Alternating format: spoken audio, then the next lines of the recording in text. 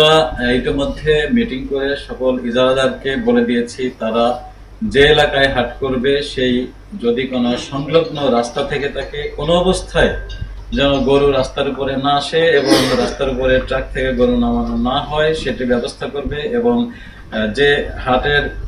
এরিয়াটুকু সেটি চৌহত্তি বাঁশের বেড়া দিয়ে তারা নির্ধারণ করে রাখবে। যদি সেটি না করে বাইরে করে তাহলে আমরা সেখানে অবশ্যই ব্যবস্থা গ্রহণ করব এবং আমি আশা করি যে অন্যান্যবার যেটি হয়েছে এবার সেটি হওয়ার সম্ভাবনা নেই। আমরা যে পরিকল্পনা গ্রহণ করেছি সেটি আমাদের ইউনিফর্ম পুলিশ এবং সিভিল পুলিশ অর্থাৎ ডিটেকটিভ ব্রাঞ্চের লোক সেখানে থাকবে এবং প্রত্যেকটি জায়গায় আমাদের টহল থাকবে। শুধু টহল আমরা বলেছি যে সাইবার টহলও কিন্তু আমাদের থাকবে, যে এই ধরনের কোনো অপতৎপরতাকারীরা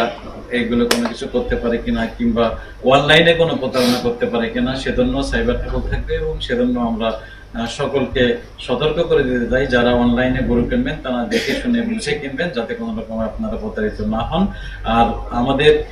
যে ধরনের প্রতারণা এবং অজ্ঞান পার্টি মলম পার্টি এইগুলো থেকে থাকে আমরা বিভিন্ন সময় দেখেছি, সেটির প্রতিরোধের জন্য ব্যবস্থা রাখা হয়েছে এবং আমরা কিছু ইনস্ট্রাকশন ইতিমধ্যেই তাদের দিয়েছি এবং আমরা সেখানে লোডকে দেবো যে যেমন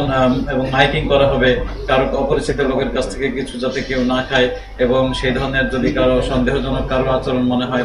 নিকটস্থ পুলিশ অর্থাৎ আমাদের যে ক্যাম্প থাকবে ক্যাম্পের পুলিশকে সেটি জানানো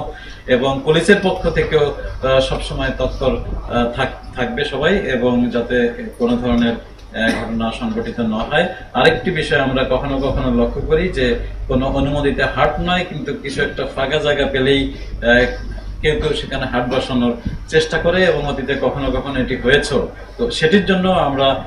কঠোরভাবে আমাদের পুলিশের প্রতি নির্দেশনা আছে, এই ধরনের যে কোনো ধরনের অপতৎপরতা রোধ করা হবে। যদি এখানে হয়ে থাকে তাহলে সেই সমস্ত গরুগুলো আমরা কিন্তু সিজ করে নেব মানুষজন সহ।